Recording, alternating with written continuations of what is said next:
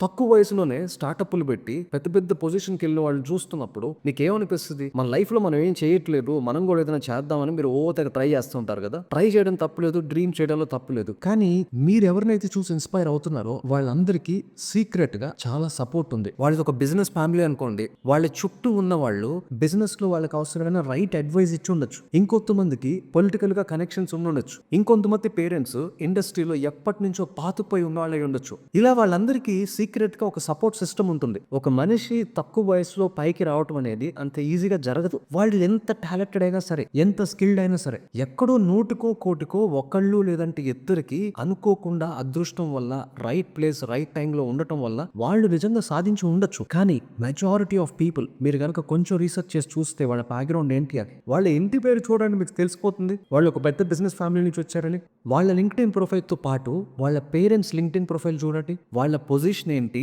వాళ్ళు ఎంత స్థిరపడి ఉన్నారు? ఇవన్నీ మీకు తెలుస్తాయి. హై పొజిషన్‌కెళ్ళాలి అని డ్రీమ్ చేయటం తప్పు అని నేను అనట్లేదు. కానీ వాళ్ళకి ఎన్ని ప్రివిలేజెస్ ఉన్నాయి? వాళ్ళ లైఫ్‌లో వాళ్ళకి ఎంత సపోర్ట్ ఉంది? ఇదంతా చూడకుండా బ్లైండ్‌గా నేను బాగా పైకెళ్ళాలి. వాళ్ళలా నేను చేయలేకపోతున్నాను. నాలో ఏదో తప్పుంది. ఇలా ఆలోచించడం మాత్రం చాలా పెద్ద తప్పు.